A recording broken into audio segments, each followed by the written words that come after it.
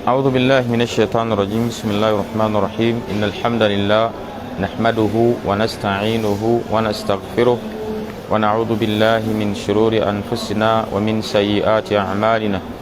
من يهده الله فلا مضل له ومن يضلل فلا هادي له. أشهد أن لا إله إلا الله وحده لا شريك له وأشهد أن محمدا عبده ورسوله. يا أيها الذين آمنوا اتقوا الله حق تقاته ولا تموتن إلا وأنتم مسلمون. أحبابنا الكرام، السلام عليكم ورحمة الله وبركاته. bakabula dda akasera kabadde kawanvu nga tetulabagana aba oliawo olw'ebiba bitukutte, ate era nga tukyali ku rawuda. Tusaba Allah subhanahu wa ta'ala nammwe gye muli abamalire ebyetaago byammwe, abalwadde abawonye, kubanga teri ndwadde wabula ng'eriko eddagala lyayo. Ebyo bigambo si byange, bya mubaka Muhammad sallallahu alaihi wasallam. Hadithi emu yagamba alaihi salatu wassalam, inna likulli da'i dawa, abange buli ndwadde eba n'eddagala lyayo. Alimahu man alimahu, munnange oli ayinza okumanya eddagala lya kansa. Wa jahilahu man jahilahu, bangi ne baviiramu awo. Gezaako kulino oli nagezaako ebikolo bya alusa naga nze nabikowa nabivaako, ninga hakkan eddagala lya alusa gye liri kulwa hadithi eyo mbaka gye yatukakasa sallallahu alaihi wasallam. Abange tuzze tulaba ebikolo bya malogo. Ddogo lino balikola batya? Bwe balituse ku muntu ne limuluma bwe liti n'obubonero buno, yejjanjaba atya?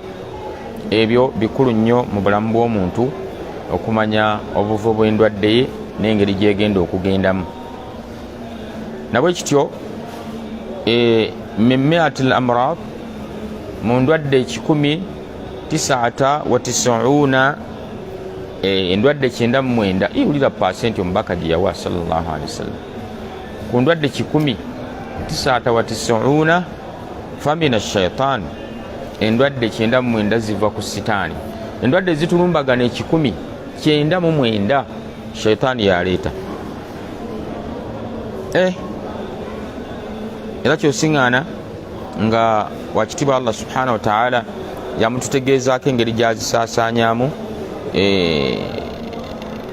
mu biseera bya asiri, ng'enjuba egudde magaribi okuyingira, ate obwazi obuba bukedde nezitandika okuba nga zisaasaana. Abeyambulira masaŋŋanzira kiro, agenda okusera kiro, agenda okulanga buli ebikolebwa kiro. Ekiro kino shitaani zikyambala, gwe musana gwazo. Era ojja kusiŋŋaana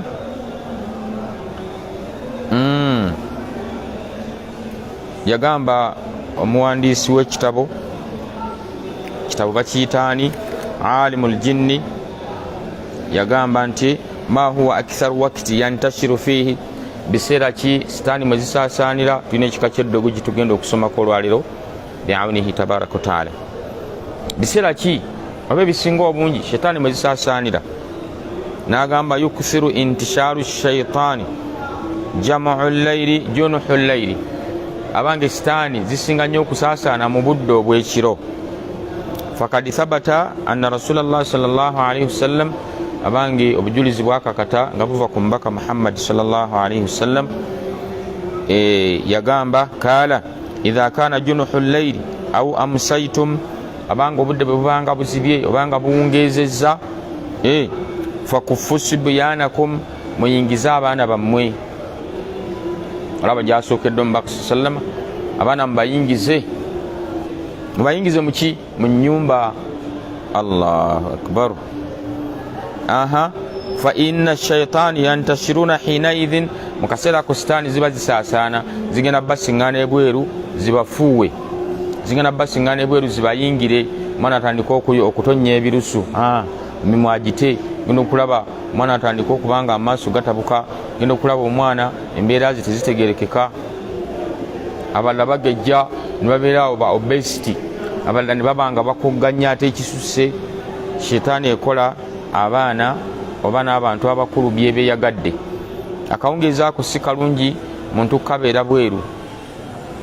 njuba yakagwa bweti egenda okuyingira essaawa ya magaribi awo magaribi awo kaseera kazibu nnyo ate osingana ng'abantu baffe mwe baagalira okugenda mu binaabiro okunaaba abaana bwe bamaliriza akapiira okukasamba kawooma nnyo genda okulanga buli omu ali bize mu bitayamba nyumba nzigule emmanju n'emiryango nsobi eri ummene y'omubaka Muhammad sallallahu alaihi wasallama bambi nga twafuna okujjukizibwa okuva ku mubaka waffe sallallahu alaihi wasallama omwagalwa w'abangi agambye nti mazima sitaani zisaasaana mu kaseera ako fa idha dhahaba saa okuva enjuba lwegudde magalibi nga yayingidde bwe wayitawo essaawa tugeze essaawa nga 2 min al-layli fakhalluhum olwo mubaggulire. Era wali mu hadithi endala yagamba mubikke ku bintu ebikozesebwa mu bulamu bwa bulijjo bidomola mubitekeko obusaanikira masepiki mugavunike bikopo mubivunike nga musomerako bisimillah enzigi muziggale maaso emmanju n'emiryango nga musomerako bisimillah. Olira obujulizi bwagamba n'agamba nti waagelikul abwaba wadhkuru smallah muggalewo amayumba musomereko bisimillah fa inna shaitani la yaftahu baban mughallakan sitaani teggulawo oluggi luggaddwa nesomerwako bisimillah. Ebyo byowulira mbu simanyi nabadde ndi mu nnyumba nempulira oluggi nga lweggula siraba aluggudde gwe luggala osomereko bisimillah nolabayo aluggula bagiwaana tesobola. Rawahu al-Bukhari an Jabiri bin Abdillah hadithi yayogerwa Jabiri ngeva ku Abdillah mtabani wa Umaru radiyallahu anhu. Awalala era ngo mbaka atulabula sallallahu alaihi wasallam yagamba nti yahdhuru shaitani mazima sitaani esembera kulla shay'in min shu'unil ins mu buli kantu konna mu bintu by'omwana Adamu byatambuza byapanga sitaani eri kumpi nnyo naawe andaba ampuliriza. Naam ناغام أنت يحضر الشيطان كل شيء من شؤون الإنس فقد روى مسلم والترمذي من حديث جابر رضي الله عنه عن رسول الله صلى الله عليه وسلم. ولي رب جليز كنسونغ يجينكو غامبي kadi gwe tebereza buli nsonga zonna ogenda kulya ogenda kunywa ogenda kwambala ogenda kwegatta na mukyalawo ogenda kugulawo dduuka ogenda kujjayo ssente oziwola ogenda buli kintu kyonna eno hadithi kyetegeeza yeetaba nyumba wagizimbye ogenda giyingira ogiyingidde otya oyingira katale oyingira supermarket oyingira akedi mwokolera talina kyatatusomesa sallallahu alaihi wasallam.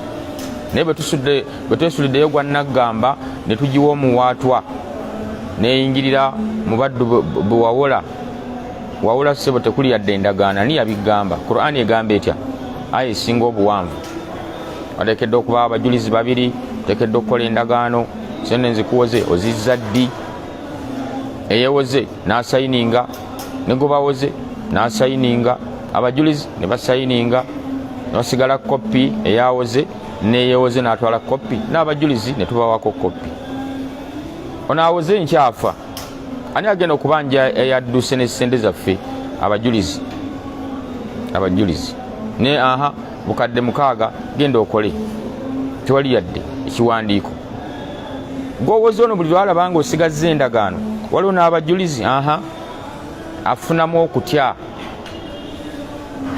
y'abantu nga bayonoonese muntu n'akuwola ssente ate sente zakuwoze ate n'ozitwala mu masabo ate n'omuloga taddayo okufunira ddala kati saba kuwola walijjewo buyambi baadallah genda okulanga omwana Adamu omutima mufu ssente bwe yawola omwana Adamu ate bwabutuuse ate n'abuteeka mu mayembe gye zivudde tewadda yadde 10 musajja wati agenda okulanga ebintu byonooneka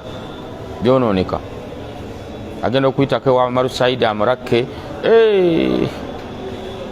shitaani ziga nti ffe baatusindika kusaanyaawo mu maali okuvaawa gwewawola mulimu obujulizi nga buli kumpi nnyo ne ansa nga tebwetaaga nnyo okunoonyereza tetukkiriza bye tugambye ate tetugiwakanya kujja nga tumaze kulaba bujulizi kategedde ako kubanga ku ansa entuufu emu erimbirako ebirimbo 10 ng'omubaka bwe yatugamba sallallahu alaihi wasallam nti sadakaka wa huwa kadhubu eyogedde mazima naye seera ebisinga obungi alimba nnyo Ibilisu ne banywanyi be. Naam, hadithi ojiwulidde kati esemberetya mu bintu byaffe. Rawa Jabiri bwatu batugamba ng'omubaka sallallahu alaihi wasallam agamba inna shaytan yahduru ahadakum inda kulli shay'in fi shu'unihi, abange sitaani esembera mu buli nsonga za mutabani wa Adamu mu byonna. N'agamba nti hatta yahduruhu inda ta'amihi, okutuusa lwesembera ne mukaseera ng'alya si byenkonyeeko kikyeyagala. Fa idha sakatat lukma, singa abadde alya entongi neegwa, mmere nemusererako neegwa. Agamba ta sallallahu alaihi wasallam ahadikum falyakhudhuha, omubaka akugambye sallallahu alaihi wasallam emmere neegudde girondewo. Kyobola kyetaaga tulongoseewo tugenda okuliira. Edda bakadde baffe bateekangawo obuwempe luyita olwaliiro, mmere no nga bwe beekuguddeko sobola ogijjawo. Badde olya sumbusa neegwa gijjeewo. Naam, eriyo eriwaaya egamba nga yabatabani ba Adamu, simanyi bujulizi bwayo bw'amaanyi, ng'egamba nti singa obadde oli erindaazi ne ligwa lirondewo nga bujjamuzi tebunnaba kuligwako olw'ensonga nabo bwekanga olw'okugwa kwalyo. Kati genda oginoonyerezeeko, so nga omubaka yatukakasiza sallallahu alaihi wasallam nti gijjeewo entonje eyo beekuguddeko, falyakhudhuha, bambi gijjeewo, wayamtu ma kana biha min al-adha, ojjeko ebiba bigenzeeko mu biyinza okukunyiiza ng'obutakataka, waliyakuluha, girye. Ne kati oli mu paaka badde olya sumbusa, ani agambye ogirira mu paaka weesimbye egudde ng'ogambye kati abantu bandaba ngironde ntya. Kigambo kulya kiwe ekitiibwa, in that ekintu bwe kiba kikuseereddeko, bwe kiba kigudde manya nti sitaani etutaayiza, na wano wendi ntandise okulya eyinza okunsalako. Ne kati kyemba nkola kanange mpumbewumbe ndabe nga wendira ne bweba ekikubye ebbusu nsobola okukijjawo nenkirya. N'agamba atya jjako ebiba ebikunyiiza olutakataka, wala yadaaha lishaitan, owulidde togirekeranga sitaani. Fala yadaaha lishaitan, tagirekeranga sitaani. Fa idha faraga falyal'iqu asabi'ahu, baba amaze okulya kirungi akombe engalo ze. Okukomba engalo mina sunna, kibula kiba kirungi ne tuliisa zino essatu, so si zonna, liisa zino essatu. Inda emmere egenze mu ngalo zino essatu esobola okuyita mu ddookooli, so si kukwata kakkana nga mu butuufu emimiro gifunye okukalubirizibwa mu mukuba ekikonde emmere emutuze ebitanyuma. Wala yadaaha lishaitan, togirekeranga sitaani. Fa idha faraga, oba omaliriza okulya, falyal'iq asabi'ahu, akombe engalo ze. Fa innahu la yadri fi ayyi ta'amuhu baraka, munnange tamanya emikisa giri mu mmere ki, mwene esigadde ku ngalo oba eri eyagudde. N'ekirala tulekeraawo okujjuza emmere essowaani gye tutagenda kumalako. Teekako katono kamaleeko komba essowaani, omaleko baraka zo zonna ozifune. Olwaliro abantu bali emmere tebakyafunamu baraka.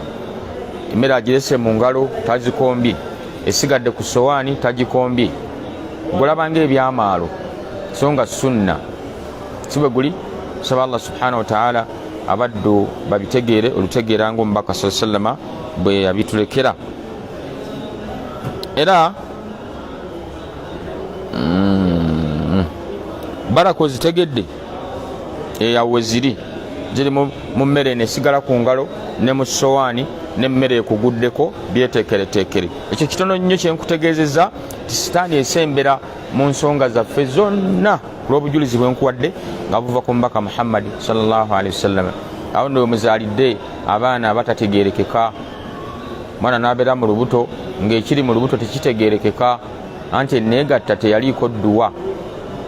Mwami agenda okusinkana omukyala tewali dduwa. Obujulizi bungi ng'omubaka byabitugamba sallallahu alaihi wasallam. Ogenda kusinkana hakkiyo, somerawo edduwa, bisimillahi allahumma jannibna shaitan wa jannibi shaitan ma razaktana.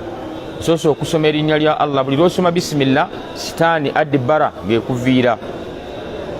ng'ekuviira mu ibada gy'ogendako. Ogenda kulya bisimillah, byosoma edduwa ng'ogenda ku nsonga y'obufumbo, ogenda kulanga sitaani evaawo nga mukola ensonga yammwe. era ogenda okulaba yagamba sallallahu alaihi wasallam Allah bw'akuteebesa ne mujja mufuna ezzadde mu lwegatta olwo lam yakrabuhu shaitan sitaani terutawaanya. Genda okulanga omwana mwetowaze, mwana mukkakkamu, mwana muwulize, ayina fahamu, ate bw'ogattako akiika n'ofunira ddala omwana saafi nga buli muntu amwegomba. Nolala osisinkana omwana la ilaha illallah nga gunju eriwedde emirimu, likakkanya abamanyi, byogera bino nabiri, bigambo bitasaanidde Mukama byafulumya, bw'otunulira emyaka n'osaasira n'ogamba bano bagenda kuwangala batya mu Uganda ey'enkya nga teweekutte ku kaala Allah kaala rasulillah. Kwe wali okuwona kwokka. Omwana n'aba teyeekutte ku kaala Allah kaala rasulillah teri kuwona. Andi bino bye tusomesa bijja mukuba bwe binamukuba kati bamuloze agenda kuddukirawa ajja agenda mu masabo. Obusiraamu abusigazza bamugana yirizi gyesibe mu kiwato, kumbe bamuwadde mayembe ge gagenda omukuuma, eno giteeke mu seefu, eno giteeke mu mmotoka. Obirabye? So bw'anaabeera ku kaala Allah kaala rasulillah amanya nti awo Allah yanzizaawo anytime tuli bafu olw'ensonga atutta buli kiro. Gwe dduwa gy'osoma ng'ogenda okwebaka ogimanyi, biisimika Allahumma amutu wa ahya. Nsoose okusoma erinnya lyo nga sinneebaka ku lw'erinnya lye eryo amutu nyinza obutadda ngulu, wa ahya era okunziza engulu kukwo n'ogwa maaso ne gadda gye gazze, malusu ne gayiika, mimwa n'ogita, buli katuli ne kata. Ngero oli bw'ajja nakukwata ku mukono bw'ati tewali njawulo na gwa mayiti, ositula bw'ozzaawo oli mayiti ewedde emirimu. Emyoyo gyaffe ne gisitulwa ne gitugibwamu ekiro, gisula waggulu, ogw'omusamize, ogwa pasita, ogwani eyasse yaani, Allah wa kisa, enkera n'agibaddiza. Okategeddaako kati bw'obeera mu essaayo nange oli mu transit yakufa, Allah n'akuzza ngulu, kyova ogamba nga ozuukuse alhamdulillahi alladhi ahyana. Amatenda amajjivu g'oyo ahyana, atuwadde obulamu baadama amaatana, oluvannyuma lw'okubanga tubadde mu bafu, wa ilaihi nushur, daakyala ejjaali gye tugenda okuddizibwa. Kati atonza kuzannyira mu kaseera ako ak'obulamu, odde mu ssabo bakujjanjabi. Olina kunoonya kkubo ttuufu erigenda okujjanjabisa Qur'an ne sunna z'omubaka Muhammad sallallahu alaihi wasallama, ojjanjaba owone. Okategeddaako kati abaana balungi tubanywereze ku ki? Ku ddiini. Abaana banayikwata ku ddiini bajja kuwona embeera embi. Abange mukkirize natera tugendeko olwaliro ku ddogo baliyita sihiru al insidadi. Sihiru al insidadi ddogo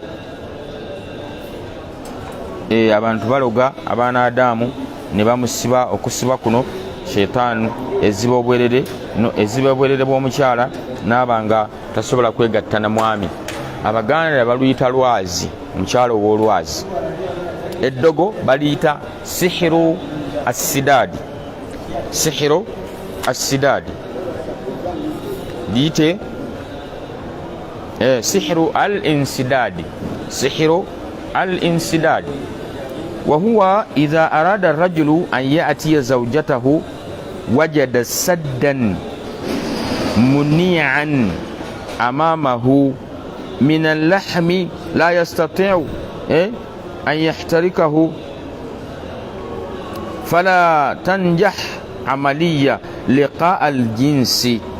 agamba nti omulogo asobola okuloga omwana muwala, obwerere bwe ne buziba ne busigaza omulimu gumu gwa kufulumya bbawulu.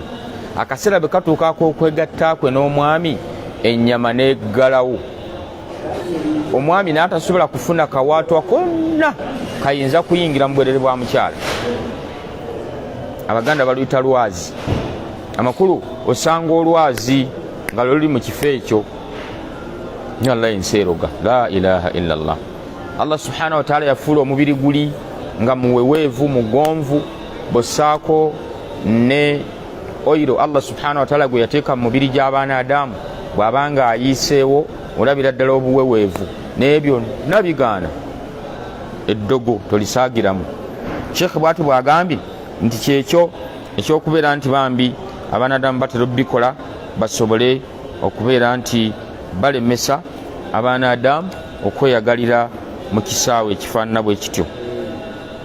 Abange twatunuulira ti lwaki abantu bano batuuka ku ddaraja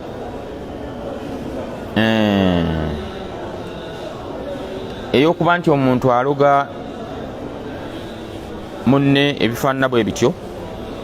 Twalaba nti oluusi ensobi eva ku mwana Adamu aluwa yennyini nannyini ensonga kukwata paadi gyeyambisiza mu haid nga tagibisse nako n'agikasuka kasasiro, awula oba okuba nti agenda okumutuusaako ekizibu najja agifuna. Ebyo nno bikolebwa abakazi. Lwaki bannaye buli lwotunulira ebikwatagana n'abakyala weewuunya nti be bali nnyo mu kisaawe ky'eddogo. Ne Allah bwe yali ayogera min sharri nafaathaati fil uqadi jalla jalaaluhu yaboogerako. Wa min sharri, Allah otutaase annafaathaati fil uqadi, abakyala abafundika ebifundikwa abalogo ne bafuuwamu n'aloga. Sibe ekifundikwa n'afuuwamu n'aloga. Sanga ekifundikwa nga bakisibye, Allahu akbar, ng'ekiri omwo.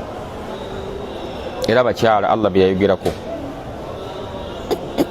Ne kale osiŋŋaana sitole ze tusiŋŋaana mu bannyinaffe, maama yanoba, taata n'awasa omukyala eyajja, nali nkyali kato, paka lwe nakula natuuka okulwala, mukadde naŋŋa nti oba olwadde ekigoye ekyo nkyetaaga kyewakozesezza. Olw'obuto n'okulaba nti ono muntu mukulu, bwe yamala n'akimukwasa. Atuuse mu bukulu anoonya kye bayita omwana tamulaba. Atuuse mu bukulu okusinkana omwami lutalo nga bwe tukikonyeeko, nga bamukolera sihiru al insidaadi, bamuloga olwazi. Embeera efaanana bwetyo ebeera mu nsi yattu. Nolaba ng'oli yeesonyiye abaami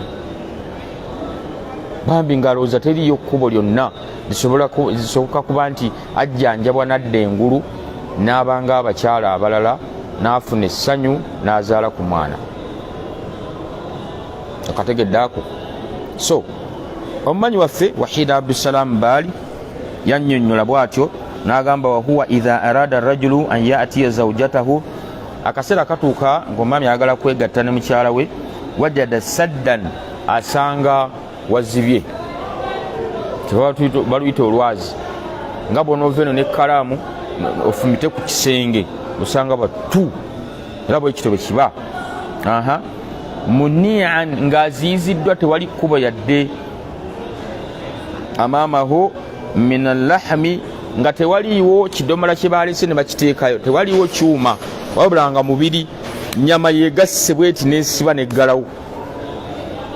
Ero bayita eddogo. Abaffe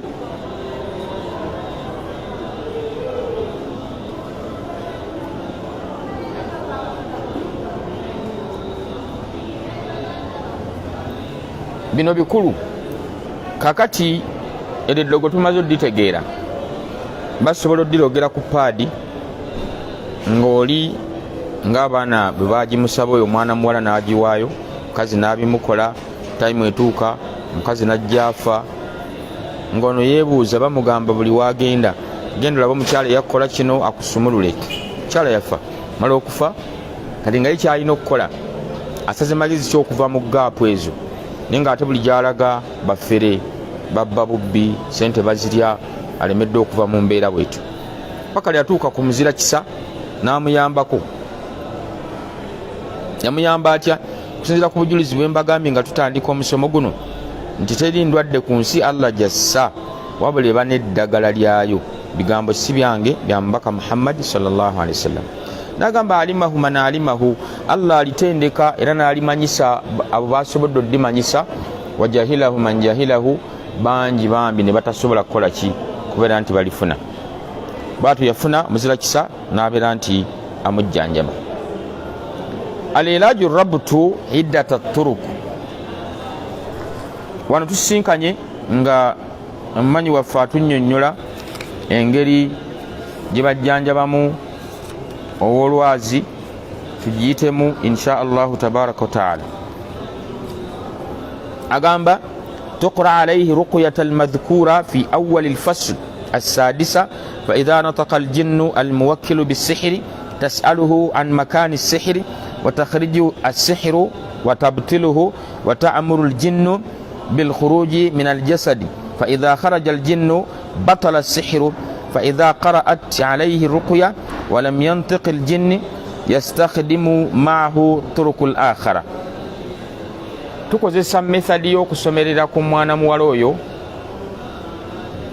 Eriyo ne yambuza nti tufuye bukyawangala tamanyangako nti eriyo omugumba nga musajja.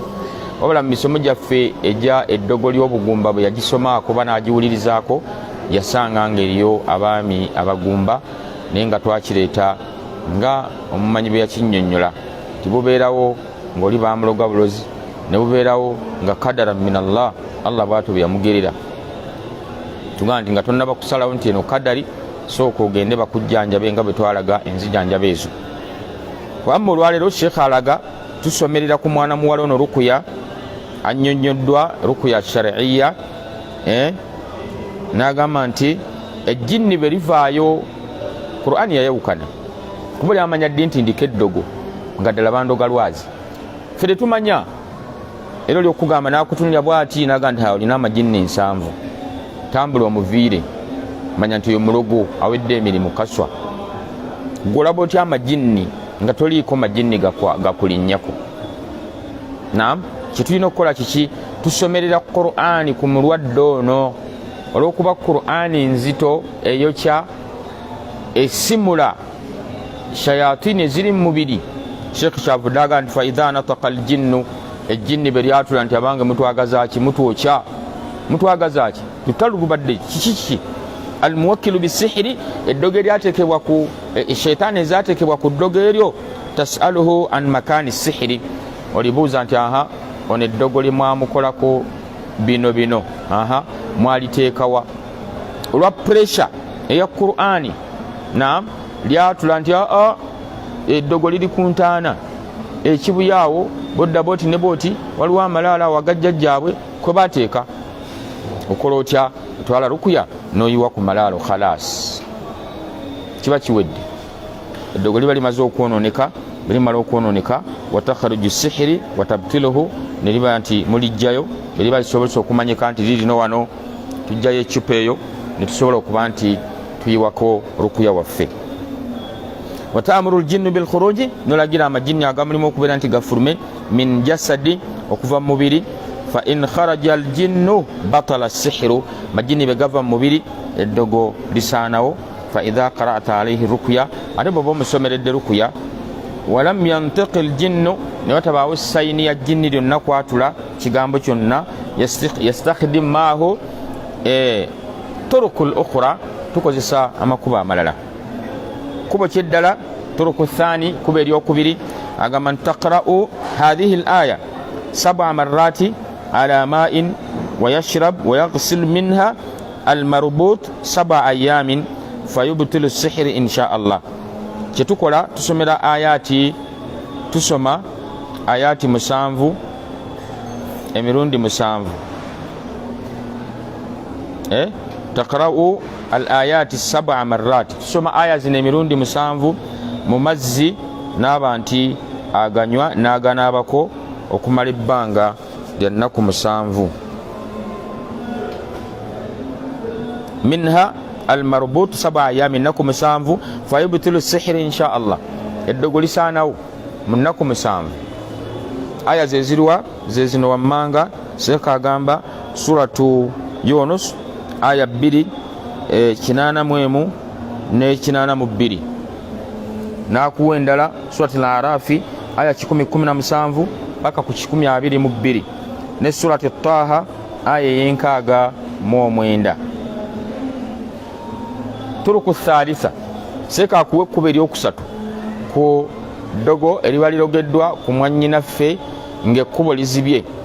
Otuga mutuge ne katogo guba mukwano ki nga bwe bamugenda mu kikola munno omugwa mu bulago kalino baba tebakimugamba akuba enduulu ate naawe okumanya nti gwe nawasizza bw'ati ate oyinza kumuwasa nga omutegedde era n'ogenda naye ga byonna obiraba nga bikoonagana okugamba obugambi nti omukyala gwoyogereza bamuloga wa lwazi naye wallahu alam biba tebinyuma kubeera nti munno omutuga butuzi ekkubo eriri ery'obusiraamu ettuufu etalimu kumulumya yadde omukosa. Kuba eryokusatu tahduru warakati sidiri nabq ahdar watudaqihim daqan jayidan bayna hajaraini thumma tada'uhum fi ina'in bihi ma' thumma taqrabu faka min al-ina'i wa tuqallibu al-awraq fi al-ma' wa taqra'u ayat al-kursi 7 marrat. Tugende mpola sekagamba leeta ebikola 7 ebya sidiri ebya kiragala oberenga obikunya bikoonekone bisekule kyonna kyekimu wakati w'amayinja 2 oba mu kinu kyaffe oluvannyuma oteekemu amazzi osembeze omumwago ku mazzi gano otandika okubanga osomeramu ayatul kursi emirundi 7 wal ma'udhatain falaki n'ennas emirundi 7 thumma ta'muru al-marid yashrabu wa yaghsil oluvannyuma olagire mwannyinaffe okuba nti anywa n'okunaaba min hadha al-ma mu mazzi gano 7 ayami ennaku 7 wala yazidu alayhi al-ma akhara toyongeramu mazzi malala ago gennyini gaba akozesa mu nnaku 7 wala yaskhanuhu tagabugumya ala nnaari ku muliro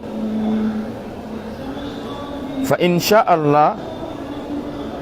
sha'a an yaskhinahu fa fil hararati shamsi baba yagadde okugateeka ku muliro gabugumeko kale agasse mu musana musana ogwo gujja gabugumya wala yaskibuhu fi makanin najis era tagassa oba okuganaabira mu kifo ekirimu ebinaabiro bimufuuyisaamu tebinaabirwamu kusinzira ku bigambo bya Wahid Abdussalam Bari. Fa yabtulu sihiri wa yufakkir rabtu insha Allah eddogo lijja kusaanawo bi'awnihi tabaraka wa ta'ala insha Allah wa rubbama fakkar rabtu min awwali igtisali munnange eddogo lisobola okugenda ku lunaaba olusooka oba okutuusa lwonomalayo ne liryoka liba nti liva mu mubiri. Nkwongera enzijanjaba ey'okusatu gye tugendako sole eba yakuna ku nzijanjaba ey'eddogo ery'olwazi. Taqra'u rukuya fi udhuni al-marbut tusomera aya za rukuya nyingiko mu matu goono alogeddwa. Thumma taqra'u fi udhunihi aydan qawluhu ta'ala oluvannyuma n'osomera mu matu ge etteeka lya Allah lino erigamba waqaddimna ila ma amilu min amalin faja'alnahu haba'an manthura. وقدمنا إلى ما عملوا من عمل فجعلناه هباء منثورا. وقدمنا إلى ما عملوا من عمل فجعلناه هباء منثورا.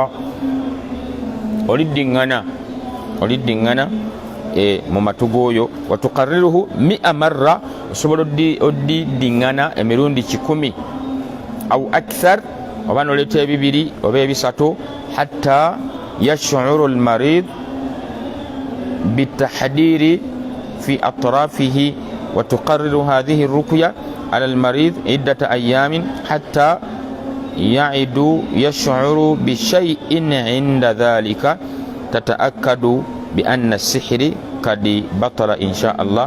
Oddiŋŋana aya zino kutuusa omulwadde lwawulira nga mubiri gwalina kyawuliramu, imma awulira ebifubutuka mubiri nga bifulumira mu bigere, imma awulira ebitambula nga abyebejjagala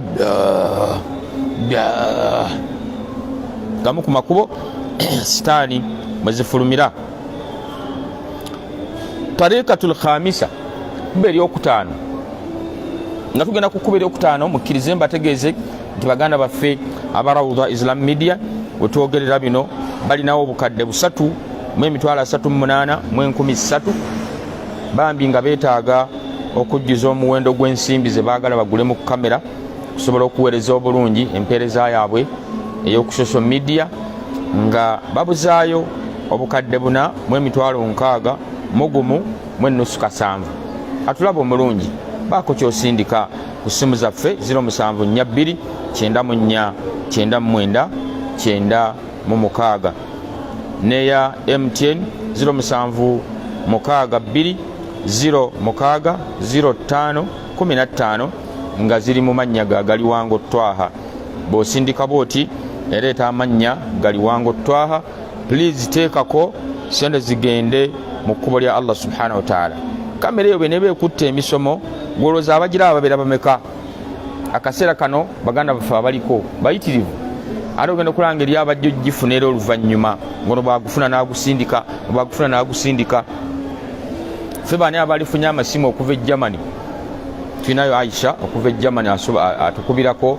Tulina baganda baffe ne bannyinaffe abali e Dubai, abalala bali South Africa. So worldwide mashini ejja kukola. Allah jalla jalaaluhu ajja kuwa empeera etamanyikiddwa bungi bwayo. Kisegeraganye. Tugenze ku kubo eryokutaano bi'awnihi tabaraka wa ta'ala. Kubo eryokutaano qala al-hafiz fi al-fath oli obujulizi jabujje hafidhu omumanyona agamba mu kitabu kye fi al-fath akhraja Abdurrazzaq min tariki Sha'bi kala abu nabamanyi agamba nti la ba'sa bin nushra al-arabiyya wa hiya an yakhruja al-insanu fi mawdi'i 'adatu fayakhudhu an yaminihi wa shimalihi min kallin ay min awraqiha thumma yudakkahu wa yaqra'u fihi thumma yaghsilu bihi. Anyonyola ly'ekkubo lye tukonyeeko erya sidiri ly'okufuna ebikoola 7 n'oba nti obiyenga n'oteekamu ayaati. Lwaki tuteekamu ayaati? Butefaananyiza n'abanaaba ebbombo. Anaaba ebbombo oyinza okusiŋŋana nga ayinza okukyuka akiida enniya n'agiteeka mu bbombo nti lyeriwonya. Lwaki tuteekamu ayaati mu bikoola bya sidiri? Kwesigamira eri Allah ti bino ebikoola bibyo, ate ne aya zaava gy'oli tusuubira okuwonya okuva gy'oli. Olabe ekkuba ettuufu baseka bibadde bannyonnyolako wano nti temulimu buzibu bwonna okubeera nti omuntu yeyambisa ebikoola bwe bityo n'aba nti ateekamu ayaati. Yaqra'u fihi al-ma'udhatayn wa ayatul kursi, n'aba nga asomeramu bannange ayatul kursi nkulu. Owulira baseka babajjuliza ne kul huwa Allahu falaki n'ennas. Ayatul kursi 255 suratul Bakara nkulu giddiŋŋane genda okulaba nga alhamdulillah shaitaani enafuye. Obujulizi bwali badde busingako awo naye okusinziira ku budde bwaffe nga bwe bufaanana tujja kubanga tuwumbawumba tugamba nti bw'obanga oyingidde ekibuga kyaffe Kampala osobola okubanga otukubirako ku kasimu ka MTN 0702 63 22 89 neri ku WhatsApp 0772 63 22 89. Oyinza okuba n'akakusiiwa n'ogamba nti sidiri saamutegedde ate nga wano bwe tuba tusomesa tetugaziya sidiri afaanana atya tumugjawa. Naye kati bw'oba oyise ku masimu ago tusobola okubanga engeri gy'oli ewala oli Dubai ayo osobola ozeesomera ng'ate karibu minka okumpi oba naawe oyinza okusobola okufuna edduuka eririko eddagala ly'obusiraamu n'osobola okukyamawo n'obabuuza sidiri. Saudi Arabia bamuyita sidiri, e Dubai sidiri, e Uganda sidiri. Nga bulaba habbati sauda takyuka okujjako ng'ogenze mu batali basiraamu nga mu supermarket bamuyita black seed oil ne black seed powder hakadha n'amalagala amalala gye gali. Tujja kugenda nga tugasomako bi'awnihi tabaraka wa ta'ala. Twali badde tugamba nti tubaweeyo ekkuba erisembayo tugende. Agamba nti tahduru inaan bihima, sembeza ekidomola ky'amazzi. Watakra alayhi alma'udhati, somera mukulu huwa Allahu falaki n'ennas wal adiyati al-atiya, oteekemu n'edduwa zino. Bismillah, ogamba otya Allahumma rabban nas idhhibil ba's washfi anta shafi واشفي أنت الشافي لا شفاء إلا شفاؤك شفاء لا يغادر سقما. الدوين دلا بسم الله أرقيك والله يشفيك من كل داء يؤذيك ومن كل نفس أو عين حاسد الله يشفيك. وتكمو أعوذ بكلمات الله تامة من شر ما خلق. وتكمو بسم الله الذي لا يضر مع اسمه شيء في الأرض ولا في السماء وهو السميع العليم. وتكمو اللهم أبطل هذا السحر بقوتك يا جبار السماوات والأرض. تقرأ هذه الأدية وسمرد وزنه 7 مرات emirundi 7 على ماء ويشرب ويغتسل منه 3 أيام فيبطل السحر ويفك الرب بإذن الله تبارك وتعالى. سيكا غامبا سمرد وزنه emirundi 7 mu mazzi anyweke ennaku 3 n'okunaabako. ويشرب ويغتسل minhu 3 أيام anywe anaabe ennaku 3. olaba nti gubadde ozimanyidde zino nno ssebo nkulu z'ensembezaayo nabbi sallallahu alaihi wasallam yazisomesa. mulimu n'ezamujjanjaba nga Jibuliru amurakka we yalwalira nga Jibuliru amulika amujjanjaba. kati tuzeeyambise nga bwe zaawonya omunene naffe Allah ajja kuyisizaako tubeere nga tuwona biidhinihi tabaraka wa taala. Mubale kubeera abawuliza balungi, tubagaliza omusana omulungi n'okufumintiriza kw'ebyo musomye n'okussa mu nkola ebigambo by'omubaka Muhammad sallallahu alaihi wasallama ng'okuggala amayumba gaffe, okuyingiza abaana awo wava endwadde. Golaba bwejja nesanga ekidomola nga kyasamye n'enywamu nezzaamu kandida, maanyi g'ekisajja bbaayi, alusa jangu, kansaawo. Bw'ova eno musajja wattu haji ekukutte ng'ogenda mu toilet olumala ekyetaago ge mazzi g'oyiwayo genda okukakkana ng'endwadde eri mu tageti ya shayitaani. Bitegereka biba bikulemye okutegeera ojja kuyita ku kasimu kafaako kenkuwadde insha Allah kunnyonnyolagana empola mpola naye nga weetuli wano ku masjidi Mandera mu Kikuubo. rabbana alayka tawakkalna wa ilayka anabna wa ilayka almasir. allahumma ya mufahima Sulaiman fahimna. اللهم ربنا زدنا علما وارزقنا فهما وصل اللهم على محمد وعلى آله وصحبه وسلم والحمد لله رب العالمين والسلام عليكم ورحمة الله وبركاته.